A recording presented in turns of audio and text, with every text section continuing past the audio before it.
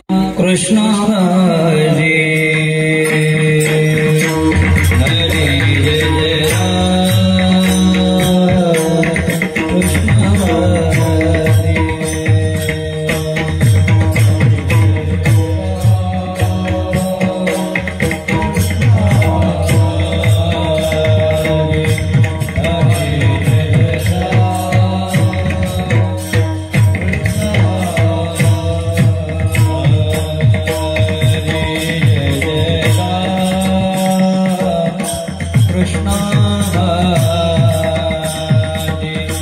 हरे जय जय राम कृष्ण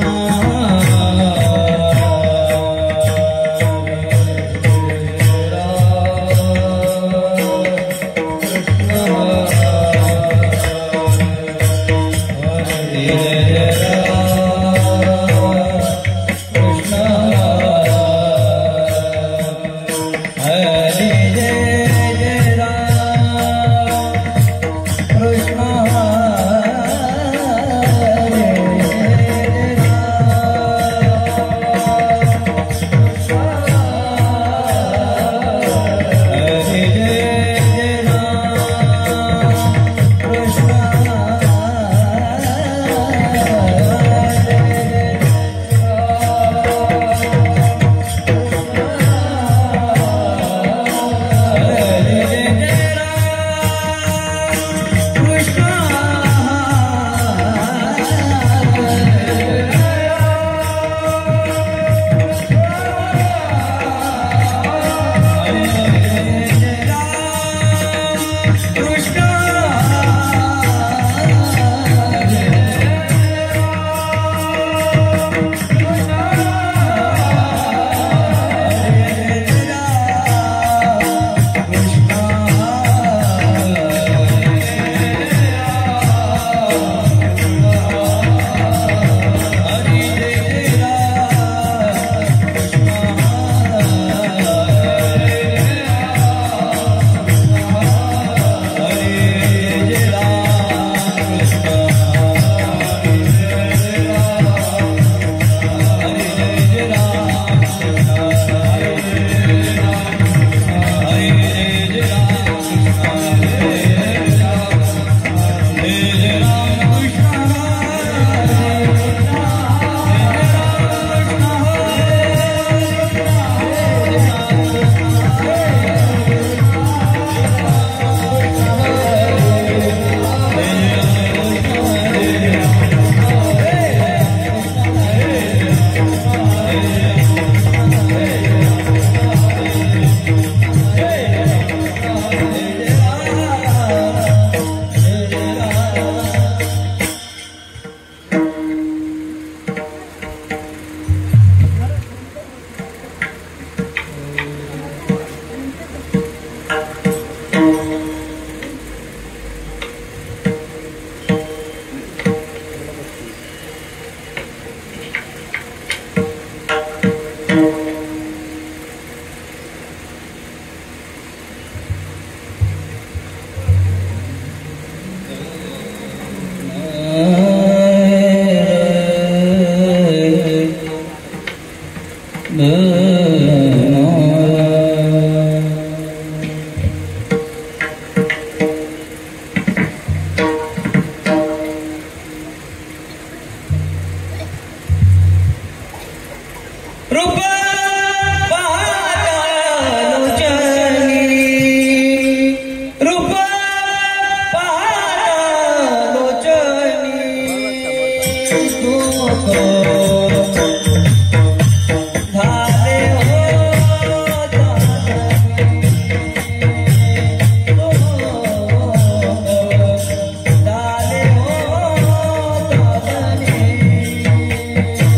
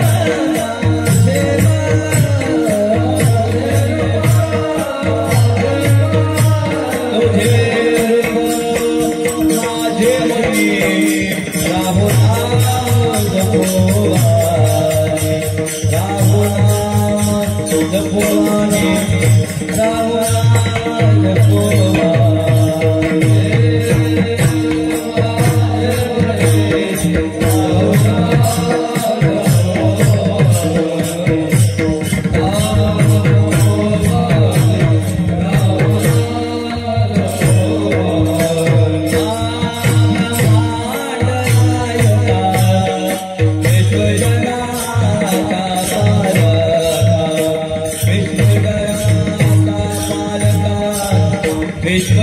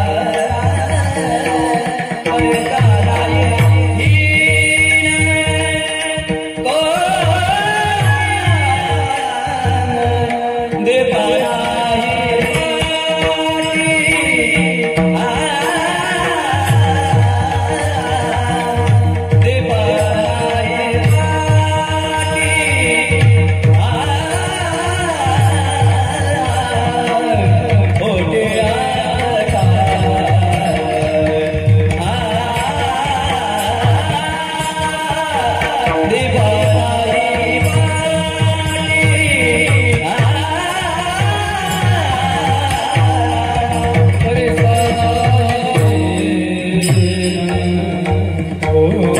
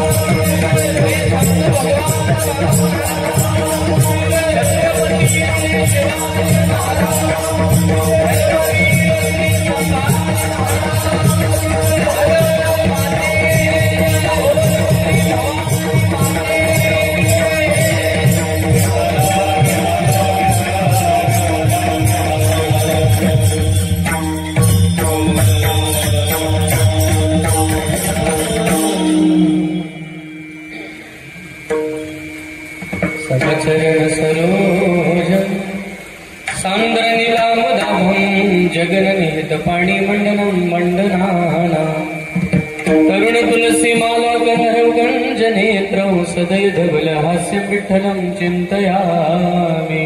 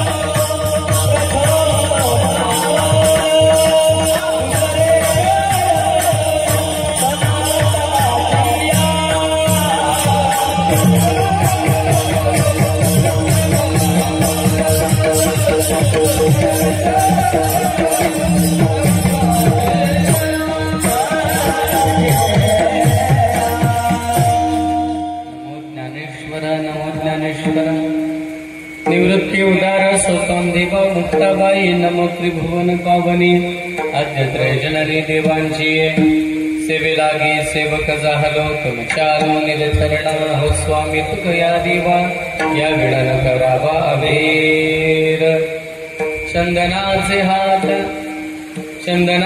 हात पायही चंदन परिसा नाही हीन कवणे अंग दीपाना ही पाटी पोटी अंधकार सर्वांगी साकर अवघी गोड तुका म्हणे तैसा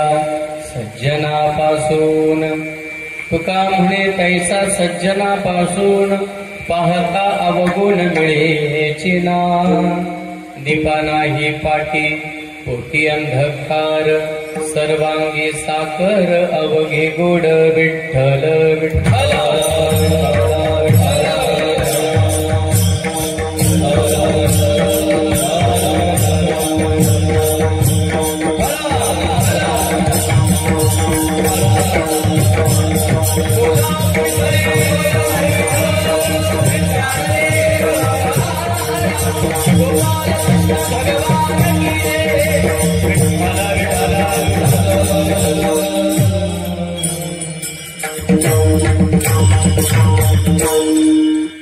श्री क्षेत्र लोटेधाम विठ्ठलवाडी मध्ये गुरुपीठ आणि ध्यान मंदिराच्या वर्धापन दिन सोहळ्याप्रित्यर्थ प्राप्त झालेली हरिकीर्तनाची सेवेकरता प्रवृत्त होत असताना चिंतनीय अभंग जगमान्य जगद्गुरु संत श्रेष्ठ देहनिवासी श्री तुकोबरांचा 3 चरणाचा तुकोबरांच्या मुखारविंदातून जगत कल्याणाकरता जे अमृत तत्वज्ञान द्रवलं गेलं त्या अमृत तत्वज्ञानातला एक बिंदू एक अभंग 3329 क्रमांकाचा अभंग आजच्या सेवेला विठ्ठल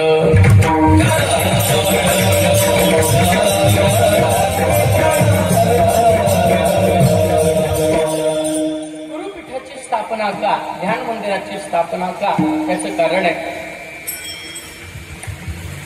ध्यानाचे काही परिणाम आहेत व्यावहारिक जीव ज्या गोष्टीचं ध्यान करतो कालांतराने त्याला ती गोष्ट तशी त्या स्वरूपाची प्राप्त होत असते जर आपण प्रापंचिक असू आपल्याकडे जर अर्थार्जन नसेल पैसा नसेल चिंता असेल आणि ते सारखं तीच चिंता करत राहिलो की आपण चिंतामय होतो व्याधीग्रस्त होतो काय ज्याचं चिंतन आपण करता जसं ध्यान आपण करता तसं स्वरूप आपल्याला प्राप्त होतं ध्यानी ध्याता पंढरी राया मनासहित पालटे काया तुम्ही स्वतःला परमेश्वराच्या ध्यानात एकरूप करून घेतलं कालांतराने परिणामत्वे आपण एक दिवशी देवासारखं होत असतो सततम कीर्तयन्तो माम यतकंच दृढव्रता नमस्तस्य मॅम भक्ता नित्ययुक्ता उपासते. भगवान म्हणतात आपल्या जीवनामध्ये जे भक्तीचं, जे ध्यानाचं, जे चिंतनाचं सातत्य आहे ते अखंड असलं पाहिजे, त्याला खंड नाही पाहिजे. ज्याच्या जीवनात भक्तीचं, ध्यानाचं, साधनेचं, स्मरणाचं चिंतन अखंड आहे त्याच्या जीवनात सुखही अखंड आहे. मग गुरुपीठाची स्थापना का? त्याचं कारण आहे गुरुचरणी ठेविता भाव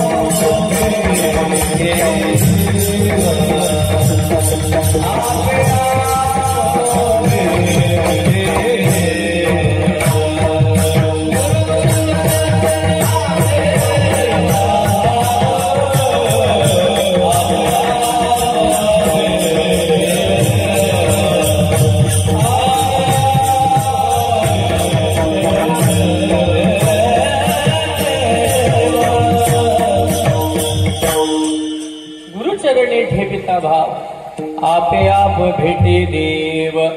गुरुचरणावर भाव ठेवल्यानंतर देव मिळतो. हा देव गुरुपाशी आहे वारंवार सांगू काय. म्हणजे जी गोष्ट जिथे तिथे गेलं पाहिजे. सोनं खरेदी करायचे आणि जर आपण लोहाराकडे गेलो मिळेल काय? झोपले का काय? सोनं खरेदी करायचे त्याच्याकडे करता सोनाराकडेच गेलं पाहिजे. आपल्याला कोणतीही सामान्य व्यवहारातली गोष्ट खरेदी करायची आहे जिथं मिळते तिथं गेलं पाहिजे. आमच्या जीवनामध्ये आम्हाला मोक्ष प्राप्त करून घ्यायचे, आम्हाला आत्मज्ञान पाहिजे, आम्हाला परमेश्वर पाहिजे, परमेश्वराचं ज्ञान पाहिजे आणि ते पाहिजे असेल तर ते कुठे गेलं पाहिजे? गुरुच्या सन्निधी गेलं पाहिजे. आणि गुरूंची अनन्य भावाने भक्ती केल्यानंतर गुरूंचा आशीर्वाद, गुरूंची शक्ती, गुरूंची साधना आणि गुरूंचं तेज ज्या ठिकाणी सामावलं जातं त्याला गुरुपीठ म्हटलं जातं. विठ्ठल विठ्ठल.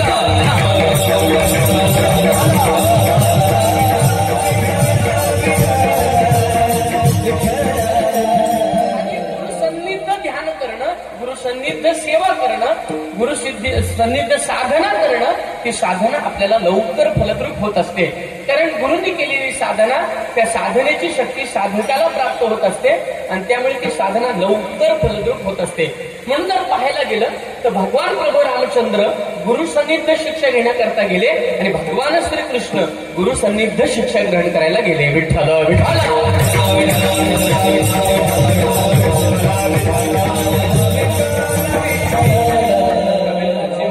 कबीरदाजी म्हणतात गुरुबिन कोण बतावे बाट, सारा बिकट बन घाट. जर आपल्याला वाट जर पाहायची असेल, वाट दाखवायची असेल, वाटेला लागायची असेल, एक लक्षात घ्या, वाट दाखवणं वेगळं आणि वाट लावणं वेगळं. नाही कळलं? काही जण वाट दाखवतात आणि काही जण वाट. आपण कुठल्या गटात आहे? वाट दाखवायची का वाट लावायची? आपण वाट दाखवायची आणि वाट दाखवतो, पण नुसतं वाट दाखवत नाही. एक लक्षात घ्या, गुरु माये, गुरु बहीण बंधू चुलता, सगळ्या प्रकारची नाती जर आपल्या व्यवहारामध्ये साधकाकडे जर कोण जोडत असेल तर गुरु आहे. वेळ प्रसंगी आई आहे, वेळ प्रसंगी बाप आहे, वेळ प्रसंगी भाऊ आहे, वेळ प्रसंगी चुलता आहे. सगळ्या गोष्टीचे व्यावहारिक नातं फक्त आपल्याला ओळखता आलं पाहिजे. ज्या ज्या वेळेला आपल्याला गरज पडते त्या त्या वेळेला गुरु कोणत्या तरी स्वरूपाने आपल्याला सहकार्याच्या भूमिकेमध्ये येतात, फक्त ओळखलं पाहिजे. आणि ज्यांना गुरु ओळखता आला, ज्यांना त्यांना देव भेटला समजायचं. कबीरदाजी म्हणतात पाणी प्यायचंय ना तर आपल्याला शीतलता प्राप्त करून घ्यायची, आपलं समाधान पाहिजे तर पाणी आपल्याला गाळून पिता आलं पाहिजे. पाणी पिना छान के और गुरु तर ना पहचान के. पाणी प्यायचे तर आपल्याला गाळून प्यायला लागतं आणि गुरु करायचे तर ते जाणून करावं लागतं. म्हणून जाणीतीने गुरु म्हणजे ज्ञानोबराय याला अपवाद नाही. ज्ञानोबराय सुद्धा हे मांडत असताना ज्ञानोबराय म्हणतात पाणी जर गढूळ प्यायलं तर आपल्याला त्रास आहे आणि गुरु जर अवघड गेला तर त्रास आहे.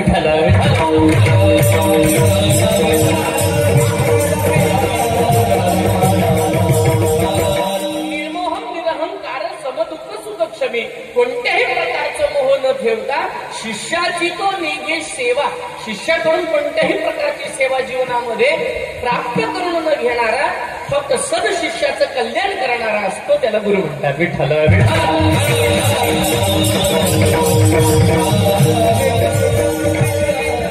ज्या बेटा पैर के यहाँ 500 रुपये रख तेरा कल्याण हो जाएगा. 500 रुपयाचं कल्याण होत असेल तिथं सगळ्यांनी 500 ठेवले असते. निर्मोही प्रकारचा गुरु असावा, विरक्त गुरु असावा, अनपेक्षित गुरु असावा आणि सत्शिष्याच्या मस्तकावर हात ठेवल्यानंतर त्याला दिलेल्या शब्दाची परिपूर्णता व्हावी ह्याकरता तो सामर्थ्यवान असावा असा नियम आहे. विठ्ठल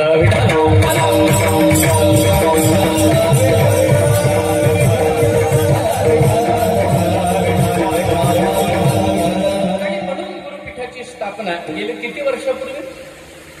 कितवा वर्धापन दिन आहे? 8वा वर्धापन दिन आहे आणि 8व्या वर्धापन दिनाचं औचित्य साधून प्राप्त स्थितीला चिंतनीय सेवा 3 चरणाचा अगदी सोपा अभंग आहे. सज्जन बाहेरून के आतून, साधू बाहेरून के आतून, संत बाहेरून के आतून, भक्त बाहेरून के आतून आणि तुम्ही आम्ही आतून की बाहेरून? तुम्ही आम्ही बाहेरून का आतून? बाहेर दिसतं तसं बोला झोपले का? दिसतं तसं नसतं आणि म्हणून जे एखादा भामटा असतो, एखादा चोर असतो, तो चोर गावामध्ये फिरत असतो दिवसभर काहीतरी रूप धारण करून फिरतो. गावातल्या लोकांना वाटतं एखादा साधू वगैरे आला की काय, किंवा एखादा विकणारा आला की काय, एखादा फेरीवाला आला की काय. तो फिरता फिरता गावातली घरं पाहतो आणि मग रात्री डल्ला मारतो आणि मग एखाद्या दिवशी चोरी सापडतो. लोक म्हणतात हा तर दिवसा फिरत होता. आता दिवसा जे रूप होतं ते रात्री होतं काय? त्याचं खरं रूप रात्रीचं. त्याचं खरं रूप आपलं खरं रूप ओळखण्याकरता आपल्या समोर विषय आल्यानंतर आपण त्या विषयाकडे कोणत्या स्वरूपाने पाहतोय त्यावेळेला आपलं खरं रूप दिसतं. विठ्ठल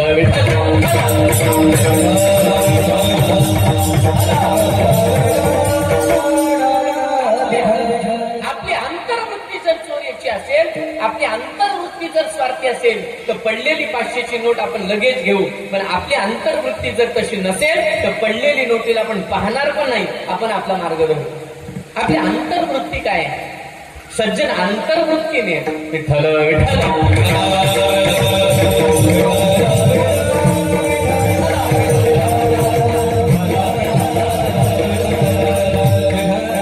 साधूची वृत्ती अंतर्लक्षणाने युक्त आहे.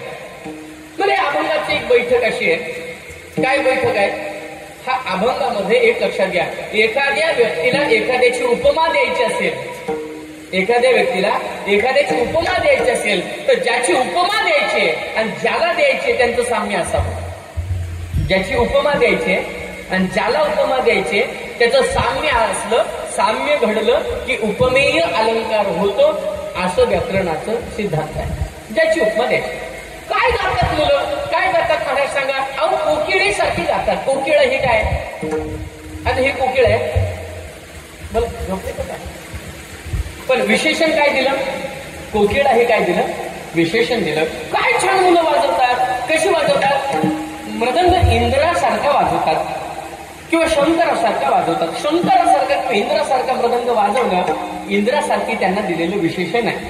तसं तुमच्या आमच्या जीवनामध्ये सज्जनाला काही विशेषण तुकोबरांच्या लक्षात आलं. म्हटलं एखाद्याचं वर्णन करायचं असेल तर त्याला काहीतरी उच्च कोटीची विशेषण दिली की त्याचीही किंमत वाढते आणि ज्याचं विशेषण दिले त्याचीही वाढते. ऐका, एखाद्याला म्हणावं काय कोकिळेसारखा गातो आणि तो जर कावळ्यासारखा गात असेल तर अलंकार घडेल नाही घडणार. ठीक आहे, गेला म्हणावं. पूर्वी असं होतं, स्वातंत्र्य नव्हतं, मुलगी बघायला जायची. घरातले थोडं मोठं जायचे, मुलगी ठरवून यायचे आणि नवरदेव अंतरपाठ खाली आला की त्याला लक्षात यायचं ही माझी, हे पूर्वीच सांगतो. आणि मग ते काका चुलते जायचे, लग्न ठरवून यायचे. मुलाला स्वातंत्र्य नव्हतं मुलगी बघायचं. काही काही ठिकाणी साखरपुड्याला सुद्धा मुलगा जायचा पूर्वी, आताच नाही. आता मुलगा लग्न ठरवून येतो आणि मग पप्पाला सांगतो की लग्न ठरलंय. फार आवड झाली. आणि मग मुलगा लाजायचा, मर्यादित असायचं. घरामध्ये मोठ्यांच्या पुढे बोलायची हिंमत नव्हती. मग तो त्याच्या चुलतीला विचारायचा, काकू माझी जी बघून आला ती कशी आहे? मग काकू सांगायची, अगदी गोरी गोमती आहे, नक्षत्रासारखी. कशी आहे? आता नक्षत्र कुठे झोपलं की नक्षत्र कुठे आकाशात आहे. मग बायको आकाशात आहे का त्याची? नाही. पण उपमा कसली दिली? नक्षत्र. नाक बघावं तिचं तर चाफे कळीसारखं सरळ. कोणाचं? चाफ्याची कळी कुठे आहे? झाडावर. आणि नाकाला काय दिली? उपमा. माझ्याकडे बघू नका, माझं बसलंय. नाक चाफे कळीसारखं, नक्षत्रासारखी गोरी कोणती, असं त्याच्या लक्षात आलं. मग त्याने काही दिवस गेले, त्यांना लक्षात आलं या गावामध्ये कार्यक्रम आहे, माझी होणारी त्या गावात आहे. त्यांनी जाऊन विचारलं अमक्याची मुलगी कुठे आहे? तिला बोट दाखवलं तर त्याचं लक्षात आलं गोरी कोणती आहे, नक्षत्रासारखी आहे, पण नाक बटाट्यासारखं आहे. उपमा काय दिली? उपमा काय दिली? चाफे कळी. आणि नाक कसं निघालं? बटाट्यासारखं. आता साम्य आहे का? नाही. उपमेय अलंकार होण्याकरता उपमा, ज्याची उपमा ज्या उपमेयाला द्यायचे त्याचं साम्य असावं लागतं. तुकोबांच्या लक्षात आलं सज्जन सज्जन कसा ओळखावा? बाह्य रंगाने ओळखता येत नाही. संतांची, सज्जनांची लक्षणं आंतररंगाने. साधूची वृत्ती लीन झाली, ज्याची वृत्ती लीन झाली हरिचरणामध्ये तो साधू आहे. विठ्ठल विठ्ठल.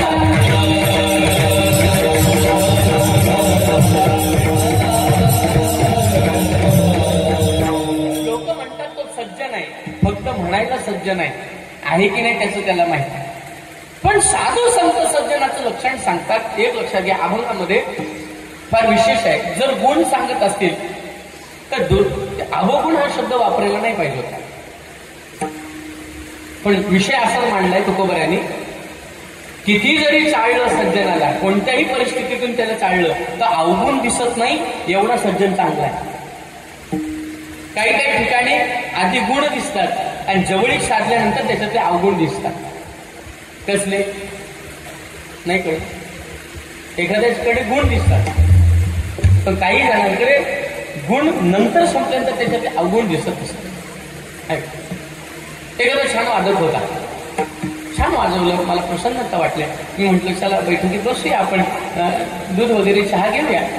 दूध चहा झाल्यानंतर त्यांनी पुडी काढली. म्हणतात चालेल का? कुठे एवढं छान पक्काबाजीचा गुण आहे पण तंबाखू खाणं हा त्याच्यात काय? झोपले का तू? इकडचं सांगत नाही मी, लांबचं सांगतो. म्हणजे गुण आहे पण गुणाबरोबर अवगुण असेल तर गुण पुढे येत नाही, तो गुण संपला जातो आणि अवगुण सिद्ध होत असतो. मग आपल्या जीवनामध्ये आपण गुणी का अवगुणी? आपण जर स्वतःला सज्जन समजत असू तर पाहता अवगुण मिळायचे ना.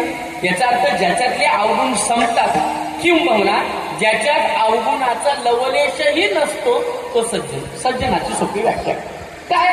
ज्याच्यामध्ये अवगुणाचा लवलेशही नाही, पाहता अवगुण मिळायचे ना, तो सज्जन. मग आपली वृत्ती लीन झाली का तर आपण सज्जन. आपल्यात अवगुण नाही ना तर आपण सज्जन. पण तुकोबरा म्हणले सज्जनाला कसली तरी उपमा देता यावी. तुकोबऱ्या पुढे साधला आणि तुकोबऱ्याने जगताचा विचार केला. तुकोबऱ्या म्हणाले साधूला, संताला, सज्जनाला एखादी उपमा द्यायची असताना त्याच्यामध्ये दोष नसावा. ज्या गोष्टीत दोष आहे त्याचं वर्णन त्या संतांशी किंवा त्याच्याशी कधीच करू नये. मग काय करावं? तुकोबऱ्यांच्या लक्षात आलं साधूची वृत्ती काय? साधू जीवाला, संत जीवाला देवापर्यंत पोहोचवतात. संबंध कुठे आहे साधूचा? संतांचा देवाशी आहे. संतांचा संबंध थेट कोणाशी आहे? देवाशी. संत थेट देवाशी आहे. संत आश्रित झालेला जीव सुद्धा संत काय करतात? आपल्या हाताला धरून देवापर्यंत नेत असतात. ऐका, तुकोबऱ्यांचं लक्ष चंदनाकडे गेलं. चंदनाकडे गेल्यानंतर तुकोबऱ्यांच्या लक्षात आलं अरे अरे वा, काय ताकद आहे ह्या चंदनाची. चंदनाचा थेट संबंध देवाशी आहे. चंदनाचा थेट संबंध कशाशी आहे? आपण 6 वर उगळलेलं चंदन ते कोणाला लावतो डायरेक्ट?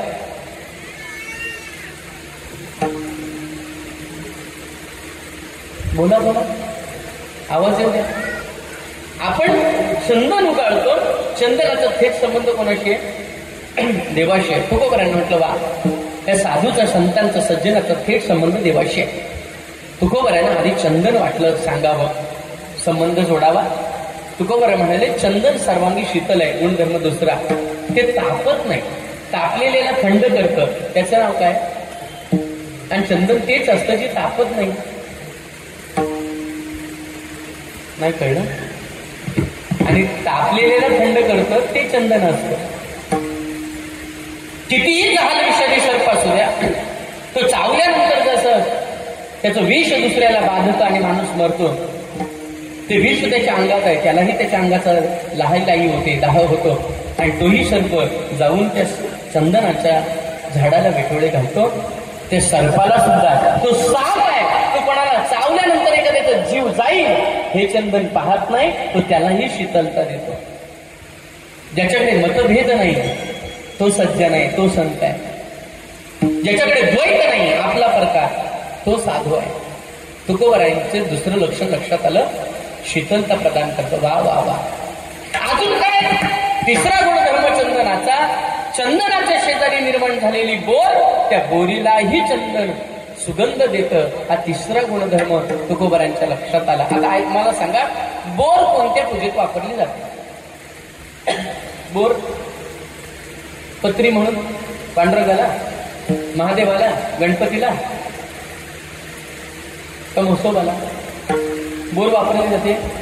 ते जाऊ द्या. यज्ञामध्ये काष्ट बोरीचं वापरलं जातं का? नाही. बोरीचं काष्ट यज्ञात नाही, बोरीचं काष्ट पूजेत नाही, बोरीची पत्री पूजेत नाही. पण तरी सुद्धा ती बोर चंदनाच्या शेजारी उगवली आणि तिला त्यांनी काय दिला? चंदनाने सुगंध दिला. हे शेतकऱ्याच्या लक्षात आलं, वा वा वा, चंदनाचा सुगंध बोरीला मिळाला. त्यांनी ती तोडली, तोडल्यानंतर बारीक बारीक तुकडे केले, वाळवले आणि एकदा आपल्या टोपलीमध्ये घेऊन गावामध्ये विकायला गेला. चंदन चंदन म्हणून विकायला गेला. होती काय? माहित नाही. तर होती काय? बोर. विकायला काय म्हणून आणली? चंदन. बोर कुठल्या पूजेत आहे का?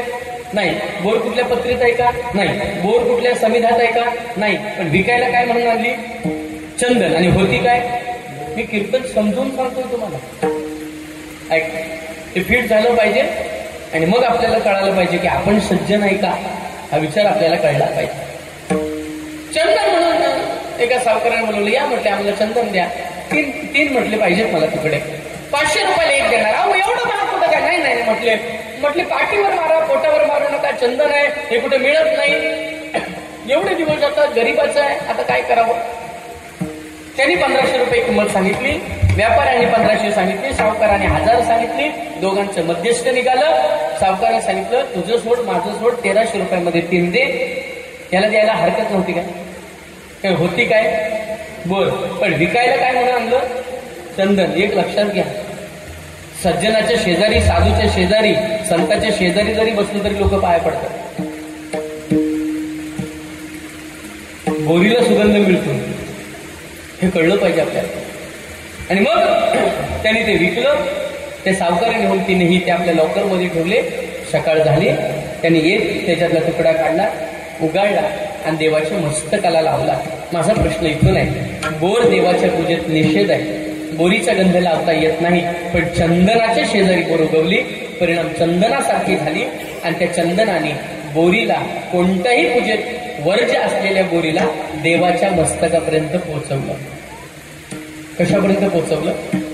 देवापर्यंत पोहोचवलं. जिची पात्रता नसताना सुद्धा फक्त शेजार कोणाचा किंवा जवळीक कोणाची साधावी हे बोरीला कळालं आणि देवापर्यंत पोचली.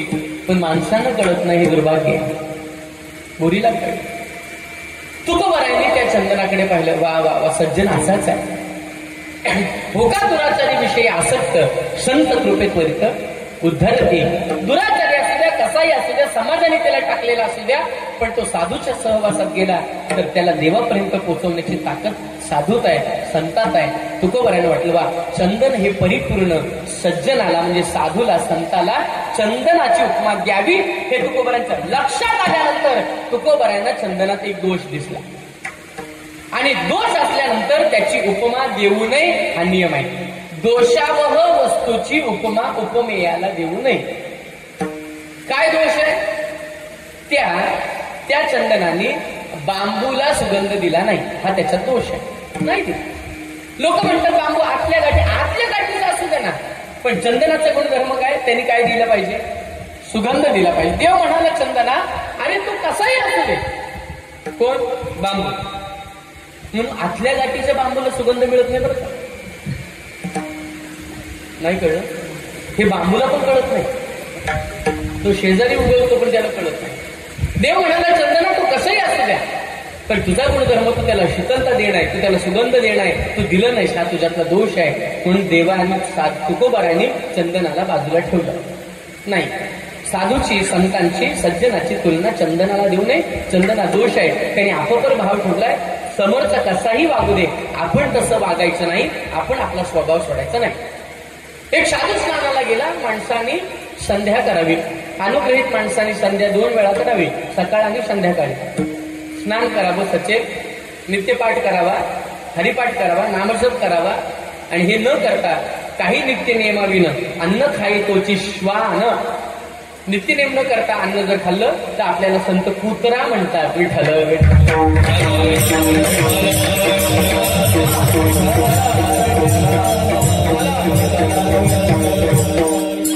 स्वभाव सोडू नाही. चंदना काय झाले का साधूने संध्या करण्याकरता पाणी घेतलं, त्याच्यामध्ये काहीतरी म्हटलं आणि अर्घ्य देण्याकरता वाहणार.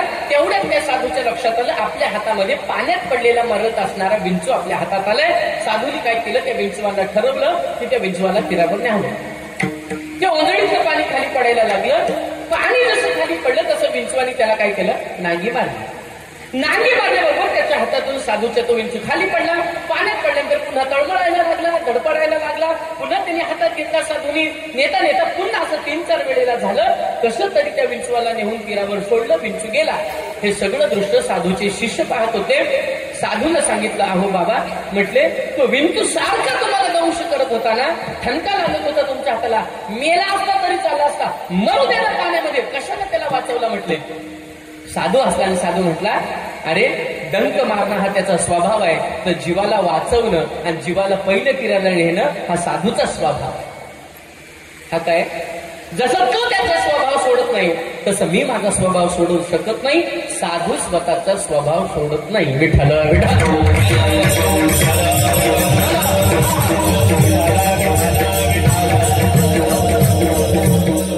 साधू मध्ये दोष नाही, साधू स्वतःचा.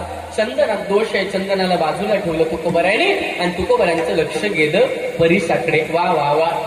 संतांची संगत ज्याला मिळाली त्याच्या जीवनाचं सोनं झालं. झालं का नाही? कोणाचंही असो, ज्याचा संघ साधूचा, संतांचा संघ ज्याला मिळाला त्याच्या जीवनाचं सोनं झालं. त्याच्या जीवनाचं सोनं झाल्याशिवाय राहत नाही. तुकोबराने म्हटलं, वा वा, हा परिस ज्याला स्पर्श करतो त्याचं काय करतो, सोनं करतो. म्हणजे सज्जन आणि परिस हा एक आहे की काय असं तुकोबरांना वाटलं. बघा ना, एखाद्याच्या संगतीत गेल्यानंतर आपली किंमत वाढत असते का? परिस आहे. साधू, संत आणि सज्जन हे परिस आहे. त्यांच्या बरोबर जरी गेलं, त्यांचा सहवास लागला, त्यांचा स्पर्श झाला तरी अंगाचं सोनं होतं. महाराज ऐका, मला एक सांगायचं आहे. गावबा काही अंतःकरणापासून तत्वज्ञान प्राप्त व्हावं, ब्रह्मज्ञान प्राप्त व्हावं म्हणून काही नाथांच्या संगतीत नव्हता गावबा. पण नाथांना जेव्हा जलसमाधी घ्यायची होती त्यावेळेला लोकांनी प्रश्न विचारला, महाराज तुमच्या मुखारविंदातून द्रवनार जे काही भावार्थ रामायण आहे त्यात अर्ध राहील की काही, तुम्ही तिथी काय केली, आता नियुक्त केली, या तिथीला मी जलसमाधी घेणार, आता राहिलेल्या अर्ध्या भावार्थ रामायणाचं आम्ही काय करायचं, कोण लिहिणार ते. मग नाथाने सांगितलं गावबा लिहील. आणि मग गावबाला जवळ बोलवला. नाथाने मस्तकावरनं हात फिरवला. कृपा कटाक्ष न्याहाळीने. कृपा कटाक्षाने गावबाला पाहिल्याबरोबर गावबाच्या हातातून आणि अंतःकरणातून, मुखारविंदातून भावार्थ रामायणाचं प्रागट्यकरण झालं. संतांचा स्पर्श झाला. साधा गावबा, पुरणपोळी खाण्याकरता येणारा गावबा हा सुद्धा संतानुवाङ्मय आपल्या हाताने लिहितो. ही स्पर्शाची ताकद आहे. विठ्ठल विठ्ठल.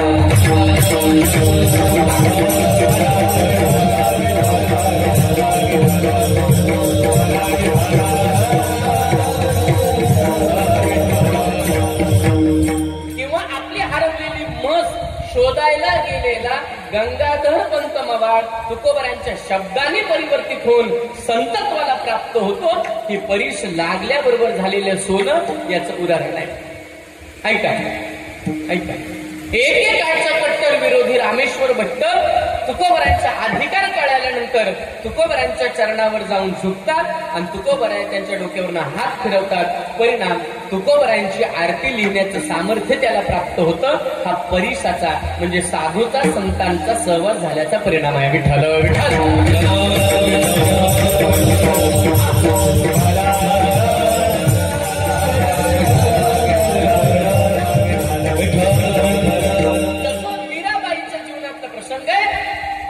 एका मुलाने स्वच्छता साफसफाई करणाऱ्या बाईच्या मुलाने मीराबाईला पाहिलं आणि सांगितलं मी लगीन करीन तर तिच्याशीच, लग्न करेन तर तिच्याशीच. आणि मग अशी ती खंगत गेला. तो अन्न पाणी सोडलं त्याने. त्याची आई चिंतातूर झाली. ती मीराबाईंच्या जवळ गेली. मीराबाईंनी विचारलं खुश चिंता करू भवेल, काय प्रकारची चिंता आहे तुम्हाला सांगा ना. म्हटले काय करू, एकुलता एक मुलगा माझा आता मरणार आहे. का बरं चिंता आहे त्याला? का? त्याला असं वाटतं मीराबाईंनी माझ्याशी विवाह करावा, माझा विवाह मीराबाईशी झाला लागला की मग मी काय करेन, मी सुखी होईल. आणि तुम्ही त्याला मिळत नाही म्हणून त्याने अन्न पाणी सोडलंय. मीराबाईने सांगितलंय माझी एक आट आहे, माझ्या बरोबर जर त्यांनी सातत्याने भजन केलं, सातत्याने 21 दिवस भजन केलं किंवा 1.25 महिना भजन केलं तर मी त्याच्याशी विवाह करेन. त्याला आनंद झाला. त्याला सूचना मिळाली. आईने सांगितलं, मीराबाईने सांगितलं लग्नाला तयार आहे पण माझ्या बरोबर भजन करायला लागेल. माझ्या बरोबर भजन. त्याच्या लक्षात आलं मीराबाई मिळण्याकरता भजनच करायचं आहे ना, तर मग काय आहे. ऐका. आणि मग तो भजनामध्ये रोज बसायला लागला. श्रीकृष्ण गोविंद हरे मुरारे हे नाथ नारायण वासुदेव. रोज भजन चालू झालं. मीराबाई भजन करतायत. एक तारीशी एकरूप झालेले आहेत, चाळ बांधलेले आहेत आणि त्या चाळाच्या नंतर एक तारीच्या नादामध्ये भजन चालू आहे. श्रीकृष्ण गोविंद हरे मुरारे हे नाथ नारायण वासुदेव. भजन चालू आहे, भजन चालू आहे. भजन करता करता करता करता करता काही दिवस ओलांडले. मीराबाईंना लक्षात आलं भजनाची पूर्ती झाली. मीराबाईने विचारलं आता लग्न करायची की नाही. त्यांनी सांगितलं माता लग्न करण्याकरता 2 जीव लागतात, तुम्ही मी आणि परमात्मा हा एकच स्वरूप असल्याने मग लग्न करायचं कोणाशी एक लक्षात घ्या. मीराबाई सारख्या परिसाचा स्पर्श झाला, मीराबाई सारख्या परिसाचा सहवास झाला आणि अंतःकरणाची मनोवृत्तीची परिवर्तित झाली. परमार्थामध्ये ज्या साधूच्या सहवासात गेल्यानंतर, ज्या सज्जनाच्या सहवासामध्ये गेल्यानंतर मनोवृत्ती परिवर्तित होत असेल तर समजायचं तो खरा साधू आहे. विठ्ठल विठ्ठल.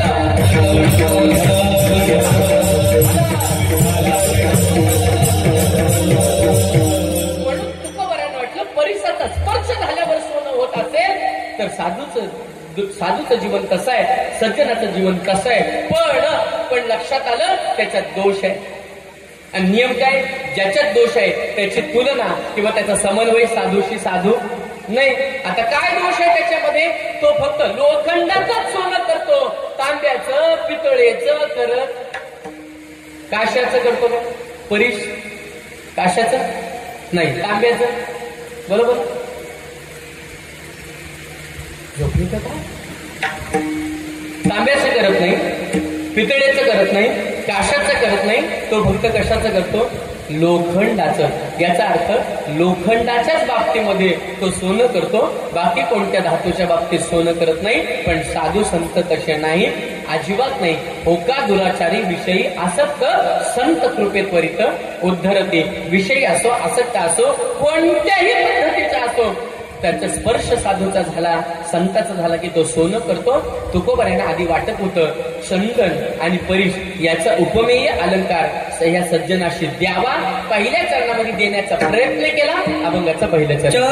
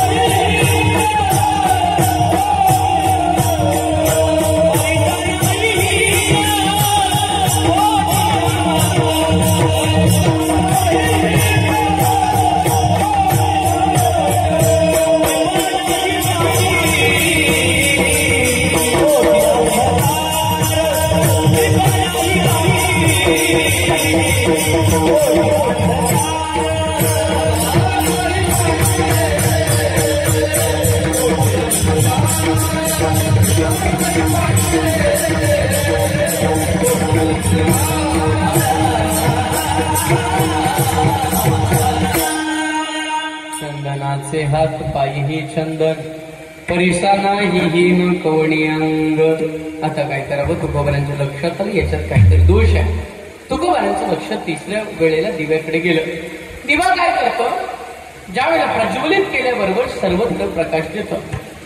ते काय कट्टर विरोधाचं, कट्टर आपल्या दुश्मनाचं घर जरी समोर असेल आणि आपल्या दारामध्ये जर दिवा लावला तर तो त्याच्याही घरामध्ये प्रकाश देतो.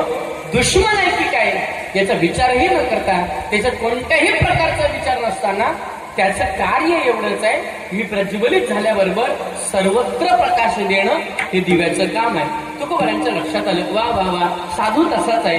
हा, सर्वत्र सर्वांना समान पाहून सर्वांनाच मोक्षाचं ज्ञान देतो, सर्वांनाच ज्ञानरूपी प्रकाश देतो. त्याचं नाव आहे साधू, त्याचं नाव आहे संत. तुकोबारांना समाधान वाटलं. चला, तिसरी तरी गोष्ट मिळाली. कसली? दिवाही विशेषण मिळालं सज्जनाला देण्याकरता. पहिल्यांदा चंदन मिळालं, दोष निघाला. नंतर दुसऱ्या वेळेला काय म्हणतात त्याला, परीस मिळाला, त्याचा दोष मिळाला. तुकोबारा म्हणतात आता काय झालं, दिवा मिळाला, दिव्याची उपमा द्यावी. दिवा जसा प्रकाश देतो, अंधकार घालवतो, तसा तसे संत ही अज्ञानरूपी अंधकार घालवतात आणि ज्ञानरूपी प्रकाश देतात. पण बऱ्याच कालावधीचा विचार केल्यानंतर तुकोबारांना दिव्यात दोष दिसला. कशात? दिव्यात. काय दोष आहे? आपल्या घरामध्ये देवघर असतं, देवघरात आपण दिवा लावतो. एक 1-2 महिन्यानंतर तुम्ही तुमचा हात असा वरच्या बाजूने फिरवा देवघरात, काय काजळी निर्माण होते. काळं होणं चांगलं का वाईट? झोपलं का? व्यवहारामध्ये काळं होणं चांगलं का वाईट? वाईट आहे. बरं, तुकोबारांनी विचार केला, आधी याच्यापूर्वी अग्नीला काळीमा नव्हता, काजळी नव्हती. पण अग्नीने अहिल्याच्या बाबतीत दुष्कृत्याला इंद्राला मदत केली. वाईट गोष्टी करता अग्नीने मदत केली, अग्निदेवताने अहिल्याच्या वेळेला इंद्राला. आणि मग गौतमाने दिलेला श्राप, त्या श्रापाच्या परिणामाने अग्नीला काळीमा व्हायला लागला. त्याच्या आधी अग्नीला काळीमा निर्माण होत नव्हता, काजळी निर्माण होत नव्हती. म्हणजे काळं करणं, प्रकाश देतोय दिवा, पण तो वरती काळं करत प्रकाश देतोय, हा दोष आहे. संत कोणत्याही प्रकारचं वाईट करत नाहीत, वाईट होऊ देत नाहीत. उलट पक्षी एखाद्याचं वाईट होणार असेल तर सहज बोलणे, हित उपदेश करुणी सायाचं शिकविती, सहज बोलून त्याचा उद्धार करतात, त्याचं वाईट होऊ देत नाही. हा तिसऱ्या क्रमांकाचा दिव्यातलाही दोष बघितल्यानंतर तुकोबारांनी म्हटलं दिव्याची उपमा सज्जनाला देऊ नये. कारण दिवा प्रकाश देतो पण काळही करतो, हा दोष असल्यामुळे तुकोबारांनी दिव्यालाही बाजूला ठेवलं. आणि मग तुकोबारांचं लक्ष साखरेकडे गेलं. साखर तशी सर्वांगाने गोड आहे. एक लक्षात घ्या, एक उदाहरण तुम्हाला देतो. पूर्वीचा कालामध्ये प्रसंग पूर्वीचा आहे. पूर्वी सासूच्या सासऱ्यांच्या समोर, दिरा मोठ्या भावांच्या समोर महिला किंवा सासरकरणी डोक्यावरचा पदर खाली पडू देत. हे पूर्वीच आहे. आताच सांगत, या मंडपात जेवढ्या आडाणी बसल्यात, मी फार धाडसाने बोलतोय, त्या मंडपात जेवढ्या अंगठे बहादूर बसल्यात, त्या मंडपात जेवढ्या अशिक्षित बसल्यात, त्या मंडपात जेवढ्या म्हाताऱ्या बसल्यात, त्यांच्याच डोक्यावर पदर आहे. कारण त्यांना संस्कृतीची जाणीव आहे. एकदा टाळ्या वाजवल्या. त्याने कसली जाणीव आहे आणि एवढं उचकवलं तरी एका दोघींनी घ्यावा. पण पूर्वीच असं होतं, आपल्या पायातलं पायतान सासर करीन सासू सासऱ्याच्या किंवा दिरा मुठांच्या समवेत घालत नव्हत्या. घरातून जायचं असेल किंवा अंगणातून तर त्या हातात घेत होत्या. मर्यादा होत्या. पूर्वीचा चाललाय हा दृष्टांत. पूर्वीच्या शासकरणी घरातलं काही संपलं की गोंगट घालत नव्हत्या. आता म्हणतील कुठं मारू म्हणू का काय, साखर संपले. पण पूर्वी कसं तर कोंडून कोंडून धरला जीव. काय झालं, असं ओटी ओटी घराला 4 माणसं आली. असं गोंगडं टाकलं आणि त्या आत्याने सांगितलं बसा 4 ठेवते. आतमध्ये हात मारले. सुनबाई 4 कप चहा ठेव, पाहुणे आले. सुनबाई नवीन गेली, तिने चहा ठेवला, म्हणजे तिने पातेलं ठेवलं, त्याच्यात पाणी टाकलं, त्याच्यात बुक्की टाकली. बुक्की कळते काय, बस म्हणजे आहे तुमच्या लक्षात. बुक्की टाकली, बुक्की उकळायला लागली. तिने त्या साखरेचा डबा उघडल्यानंतर त्याच्या लक्षात आलं घरात साखर नाही सर. आता कसं सांगावं मोठ्याने, नाही झाकली मूठ. घरामध्ये आपल्या आहे का नाही हे सासर करण्याने उंबरठ्याच्या बाहेर गावात कोणालाच कळू देऊ नये. तर ती संसारिक, तर ती प्रापंचिक. आणि मग तिने डोक्यावरचा पदर सावरला. तिने हळूच हात मारला. आत्या आत्या. पूर्वी आत्या म्हणायच्या, आता मम्मी मॉम. संस्कृती विसरतो. आता सासू सासऱ्यासमोर गाऊन घालायला लागल्या, त्या काय मर्यादा पाळतील. विठ्ठल विठ्ठल.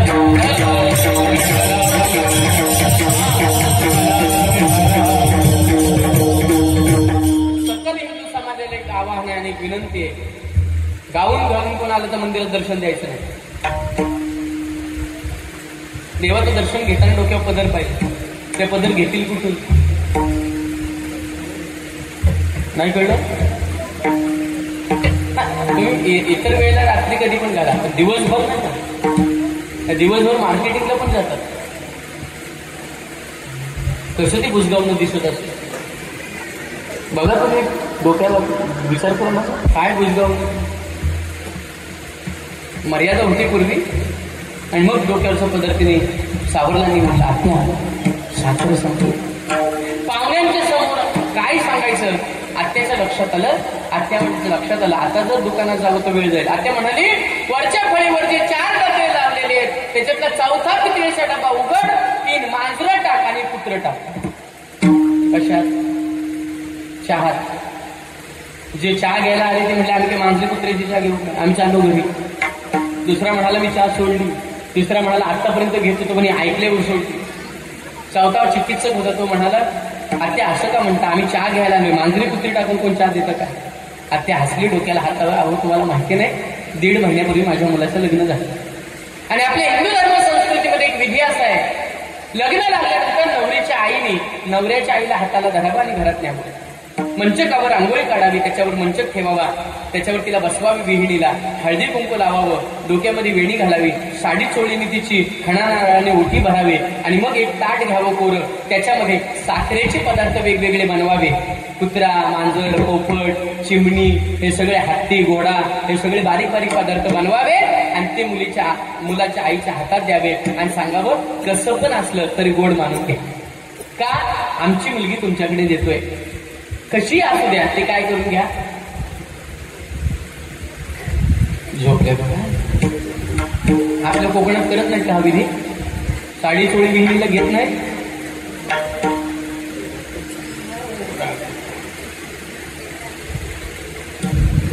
जेवलं की आहे पाकिट बुडवतात लोक. विठ्ठल विठ्ठल.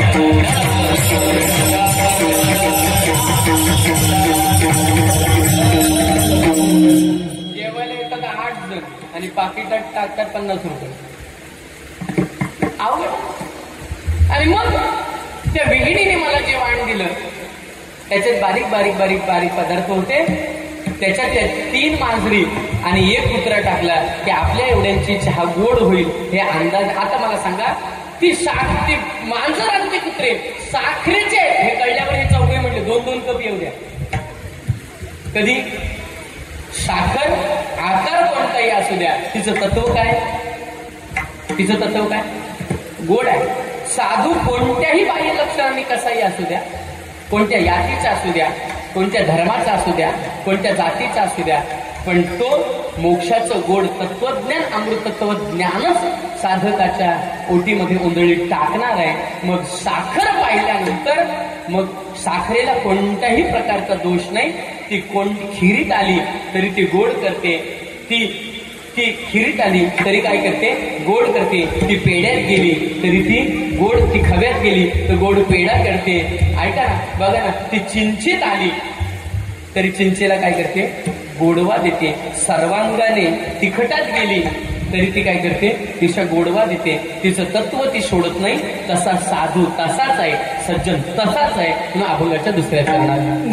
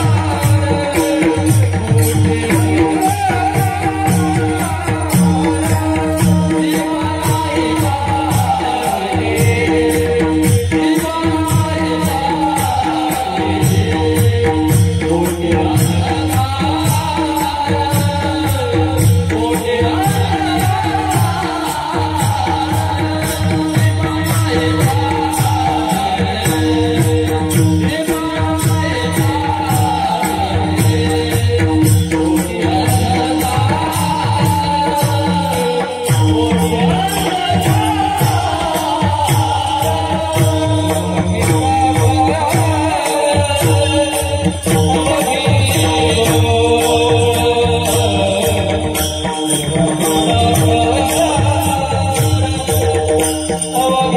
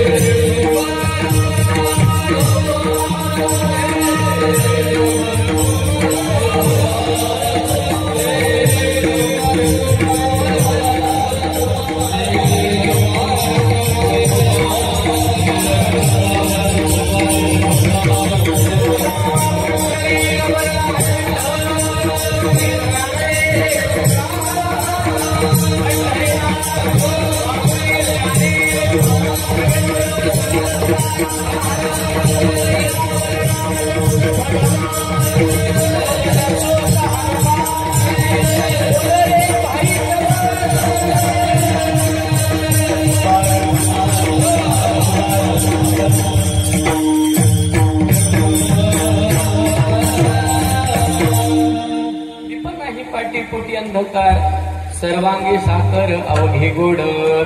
सर्वांगी साखर गोड आहे तसं तुका म्हणे तैसा. साखर जशी गोड आहे तसा सज्जन आहे. तुका म्हणे तैसा सज्जनापासून पाहता उगवणं मिळेल ना. साखरेत शोधलं तरी कडवटपणा मिळेल काय? खारटपणा, तिखटपणा. साखरेत शोधलं तरी तिखटपणा नाही. साखरेत शोधलं तरी खारटपणा नाही. साखरेत शोधलं तरी आंबटपणा नाही. का? सर्वांगी साखर अवघी गोड. शोधलं तरी मिळणार नाही. पण साखर हे विशेषण. पण तुकोबाऱ्यांच्या लक्षात आलं. परीस आणि तो बांबू त्याला अर्धा तासात ठेवलाय. सज्जन काय करतात ऐका. संत जेव्हा चालले होते आणि संत चालले होते त्या संतांच्या लक्षात आलं हा बांबू रडतोय. काय झालं रे बांबू? म्हटले या चंदनाने मला सुगंध दिला नाही, देवापर्यंत मला पोहोचवलं नाही. संतांना वाईट वाटलं. संतांनी तो बांबू घेतला, तो वेळू घेतला, त्याला चांगला पुसला, त्याला गंध लावला, त्याला पताक लावली, वरती पडशी लावली, त्याला ध्वज केला आणि खांद्यावर घेतला आणि पंढरपुरात नेला. चंद्रभागेमध्ये त्याला बुडवला. पुंडलीकराच्या मंदिराला परिसराला स्पर्श केला. पांडुरंगाच्या मंदिराला प्रदक्षिणा करून पांडुरंगाच्या जवळ नेला, घरी आणला, आपल्या देवघरात ठेवला आणि मग त्याला रोज गंध तिलक करायला लागला. ऐका, ज्या बांबूला काहीच नव्हतं देवापर्यंत पोहोचण्याचं साधन, पण सज्जनाच्या सहवासात बांबू आला, देवापर्यंत पोहोचला की नाही? पोहोचला. चला, परीस फक्त लोखंडाचंच सोनं करतं, पण संत काय करतात ऐका. पंढरपुरातली दिव्य घटना आहे. पंढरपुरामध्ये भागवत नावाचे गृहस्थ फक्त आणि फक्त रुक्मिणीची उपासना करायची. रुक्मिणी मातेला बरं वाटलं, माझी कोणतरी उपासना करते, सगळे आमच्या यांची पूजा करतात, पण बाईला असं वाटतं तिची स्तुती केली की तिला बरं वाटतं. हो की नाही? रुक्मिणीला तसंच वाटलं. रुक्मिणी माता काय अपवाद नाही. रुक्मिणी मातेला वाटलं वा वा माझी पूजा करतात, यांना काहीतरी द्यावं, लोकांना कळावं. रुक्मिणीची पूजा केल्यानंतर माणूस श्रीमंत होतो. रुक्मिणीने परीस घेतला आणि भागवतांच्या हातात टाकला. ज्या दिवशी भागवतांच्या हातात परीस आला त्या दिवसापासून त्यांची ओळख परीसा भागवत म्हणून व्हायला आली. त्यांची पत्नी काय करायची, घरात असलेल्या लोखंडाला लावायची, सोनं करायची, त्याच्यात उदरनिर्वाह प्रपंच थाटामाटात चालू झाला. काय करावं, आपल्या शेजारणीची दया शेजारणीला यावी. बघा, पूर्वी असं होतं, घरात काय शिजलं तर थोडेस वाटीभर काय करायचे, 2 घरात द्यायचे. पूर्वी आता खराब होऊन देतील, पण शेजारी असणाऱ्या दिराला सुद्धा देणार नाही जर तो वेगळा निघालेला असेल तर. पूर्वीचं वाईट होतं का चांगलं होतं?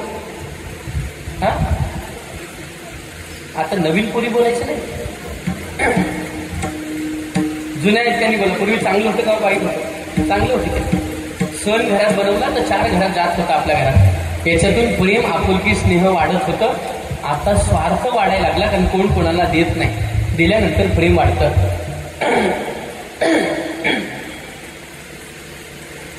त्या परीसा भागवतांच्या पत्नीला कळालं, जाऊ द्या, नामदेवरायांची परिस्थिती. माझी मैत्रीण आहे, तिने तो परीसा भागवताच्या पत्नीने परीस दिला. आमचे हे यायच्या आधी तुझ्याकडे जेवढं लोखंड आहे त्याला लाव, सोनं बनव आणि माझा परीस मला दे. असं करताना नामदेवरायांची पत्नी गडबडी करायला लागली. सगळीकडे ती लोखंड शोधायला लागली. तेवढं नामदेवराय नामदेवरायांनी सांगितलं, काय काय भानगड, काय धावपळ कसली आहे? म्हटले, हा परीस भेटलाय, हा परीस लावला की सोनं होईल आणि त्यांचं परीस देऊन टाकू. अगं म्हटले, वेडे, ही उपाधी आहे. म्हटली, कशा करता? उचलता परीसाने टाकला चंद्रभागेच्या तीरात, टाकला, पात्रात टाकला. थोड्या वेळाने परीसा भागवतांची पत्नी आली. म्हटली, आमचा परीस द्या. नामदेवरांची पत्नी डोक्याला हात लावून रडायला लागली. अगं म्हटले, तू चांगल्या करता दिला होता, आमच्या ह्याने तो फेकून दिला. परिसर भागवतांना कळालं, गावातले पंच बोलवले, गावातली मंडळी आली, लोक म्हणायला लागली तुम्हाला परीस पाहिजे म्हणून चोरून ठेवला असेल आणि नदीत टाकला, हे तुम्ही खोटं होतांड सांगताय. नामदेवराय म्हणजे मग पंचाने विचारलं तुला परीस दिला होता काय? नामदेवरायची पत्नीने म्हटली हो दिला होता. काय झाला? म्हटले आमच्या यांनी फेकला. पंचाने निर्णय दिला अजिबात नाही, यांचा होता तसा द्या. नामदेवराय सांगतात परिसर भागवतांना साधनेची परिपूर्णता झाली म्हणून तुम्हाला रुक्मिणीने परीस दिला. रुक्मिणी प्रसन्न तुमच्या साधनेने झाली तर परीसाकडे लक्ष कशाला देतायत? लक्ष साधनेकडे द्या, असं करू नका. नाही म्हटले मला माझा परीस पाहिजे. नामदेवराय नदी पात्रात गेले, एक ओंजळ भरून दगड आणले, ओंजळ भरून दगड आणले, सांगितले याच्याचा कोणता एकच उचला आणि तो लोकांना लावून बघा, परीसच होईल, सोनच होईल. ती ताकद लोक हसायला लागले. पण मग पंचांनी सांगितलं बघा, एक दगड उचलला, बाकी दगड सगळे टाकले आणि तो दगड जेव्हा लोखंडाला लावला त्यावेळेला त्या लोखंडाचं सोनं झालं. आता माझा विषय इथून आहे. परीस लोखंडाला लावल्यानंतर सोनं होतं ना, पण संतांचा स्पर्श दगडीला झाला, दगडीचा परीस झाला. ही ताकद संतांची. ही ताकद कसली? संतांचे. परीस फक्त लोखंडाचं सोनं करतं, पण दगडाचं परीस बनवण्याची ताकद संतांकडे आहे. म्हणून संत सर्वतोपरी श्रेष्ठ आहे. अभंगाच्या 4थ्या